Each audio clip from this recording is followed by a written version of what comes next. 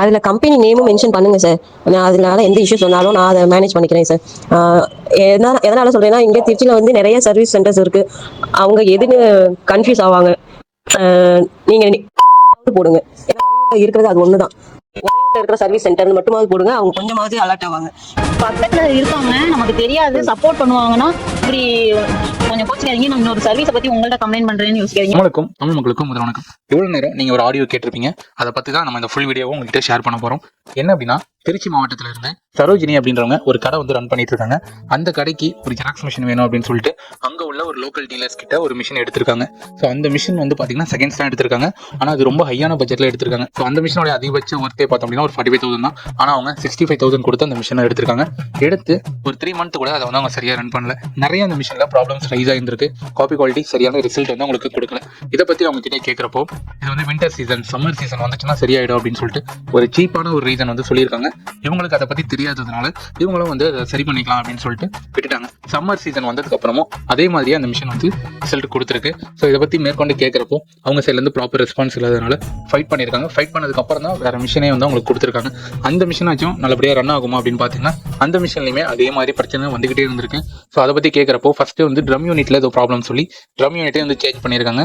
அதுவே வந்து 13,000 கிட்ட அவங்க சார்ஜஸ் பண்ணியிருக்காங்க. தென் 2 மந்த்க்கு அப்புறம் போர்டில் ஒரு இஷ்யூ வந்திருக்கு. என்னன்னா, மிஷின் ஆன் பண்ணோம்னா அந்த லோடிங் அது மட்டும் தான் வந்து நிற்கும். ஸோ நமக்கு ஆப்ரேஷன் எதுவுமே பண்ண முடியாது.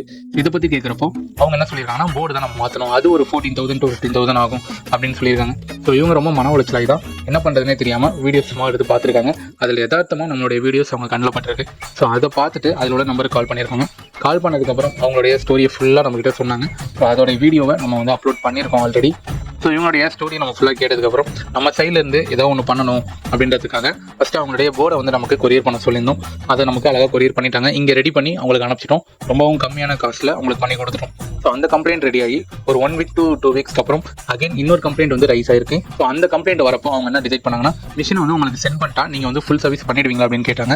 நாங்கள் வந்து தாராளமாக பண்ண முடியும், சேலம் தருமபுரிக்கெலாம் நம்ம வந்து அனுப்பிச்சிருக்கோம், அவங்களுக்குலாம் நல்லபடியாக ரன் ஆகிட்டு இருக்கு அப்படின்னு சொல்லியிருந்தோம். அதே மாதிரி இவங்களும் நேஷனல் டிராவல்ஸ் மூலமா திருச்சியிலிருந்து சென்னைக்கு மிஷின் அனுப்பிச்சிட்டாங்க. நான் அடுத்த நாள் மார்னிங் கோயம்பேட்டில் உள்ள நேஷனல் டிராவல்ஸ் ஆஃபீஸ் போய் மிஷினை பார்த்துட்டு நம்ம ஆஃபீஸ்க்கு எடுத்துகிட்டு வந்துட்டேன். இங்கே வந்து ஓப்பன் பண்ணி பார்த்தா தான் தெரியுது A2 அசம்பிளி வந்து பிரேக் ஆயிருக்கு அப்படின்ட்டு. அது மட்டும் அது பிரேக் ஆனதை தாண்டி அதை அவங்க வந்து ஒரு கயிறு மாதிரி போட்டு அதை கட்டி வச்சிருந்தாங்க. ஸோ அதோடைய ஃபுட்டேஜ் எல்லாமே உங்களுக்கு நான் வந்து ப்ராப்பராக சென்ட் பண்ணிட்டேன். அவங்க சொன்ன விஷயம் என்ன அப்படின்னா, இதுக்கு வந்து நிறைய செலவு பண்ணியாச்சு, இது எந்த அளவுக்கு கம்மியாக பண்ண முடியுமோ அந்த அளவுக்கு பண்ணி கொடுங்க. ஸோ அந்த விஷயத்தையும் நாங்கள் மைண்ட்லேயே வச்சுட்டு எந்த அளவுக்கு மிஷினில் வந்து ப்ரைஸ் கம்மியாக பண்ணணும், அதே மாதிரி பிரச்சனையும் வராமல் பண்ணணும் அப்படின்றத நம்ம கரெக்டாக மைண்டில் வச்சுக்கிட்டு தான் ஒர்க்கை ஸ்டார்ட் பண்ணோம். ஸோ 2 days ஒர்க் நமக்கு எடுத்துச்சு.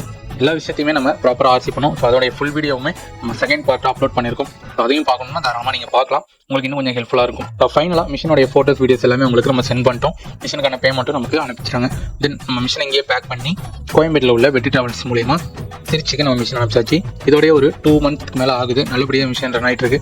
இதுக்கப்புறமா ஏதாவது ஒரு ப்ராப்ளம் வந்தால் கூட சரி பண்ணணுமோ அது சரி பண்ணி கொடுத்துருவோம். தென் இவங்கள மாதிரியே யாருக்காவது நிறைய இடத்துல மிஷின்ஸ் வந்து ரன் ஆகாமல் நிற்கிது, உங்களுக்கு புது மிஷின் மாற்றிடலாமா இல்லை வந்து இதே மிஷின் சர்வீஸ் பண்ணி ரன் பண்ணலாமான்ற நிறைய கன்ஃபியூஷன் கண்டிப்பாக இருக்கலாம்.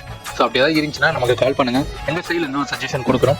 ஸோ அது உங்களுக்கு கன்வீனியன்ட்டாக இருக்குது அப்படின்னா அதை நீங்கள் ப்ராசஸ் பண்ணலாம். இதே மாதிரி நிறைய ஜெராக்ஸ் மிஷின்ஸை பற்றி, இந்த ஃபீல்டை பற்றியும் நம்ம சேனலில் ரெகுலர் அப்டேட்ஸ் வந்துக்கிட்டே இருக்கும். ஸோ அதெல்லாம் நீங்கள் பார்க்கணும் அப்படின்னா நம்ம சேனலுடன் இணைந்திருங்கள். நன்றி.